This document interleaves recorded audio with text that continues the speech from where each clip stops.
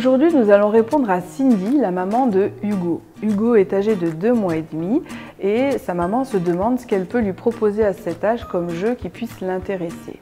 Ce qui est effectivement important à retenir, c'est qu'un enfant s'éveille par les différentes stimulations sensorielles que vous allez pouvoir lui proposer.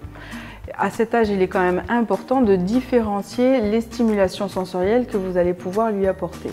C'est-à-dire que si vous lui proposez un jeu qui fait beaucoup de bruit ou qui fait du bruit tout simplement, il faudra éviter qu'il soit par exemple très lumineux parce que vous cumulez deux sens et ça peut le perturber dans son intérêt pour le jouer. À 2 mois et demi, l'enfant est très intéressé par tous les jeux qui seront tactiles. Le sens du toucher commence à se développer in utero, c'est-à-dire dans le ventre de la maman, dès les premières semaines de conception du bébé. Donc à la naissance, ce sens est très développé chez le tout petit. Il va lui permettre d'acquérir une certaine sécurité de base et donc lui proposer des jeux dans ce sens sera vraiment intéressant pour lui.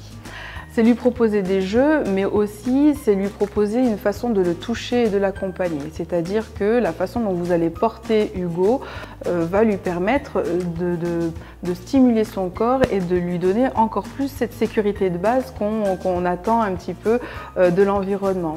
Cette sécurité par exemple par rapport au portage, où vous allez pouvoir placer votre main sous les fesses de Hugo et une autre derrière le dos et la tête, et puis réaliser par exemple des déplacements et des bercements qui vont vraiment lui plaire.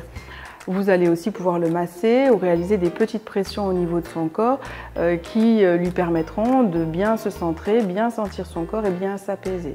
Au niveau des jouets, alors je vais vraiment vous conseiller dans votre quotidien de lui proposer des jeux à disposer autour de lui avec des textures différentes. Des jeux qui sont plus ou moins doux, plus ou moins rugueux, que vous allez placer à proximité de ses pieds par exemple ou de ses mains et qui lui permettront tout doucement de toucher, découvrir et de voir la différence entre le mou, le dur, le chaud, le froid, le doux, le rugueux et tout doucement d'enrichir un petit peu sa palette de sensations tactiles.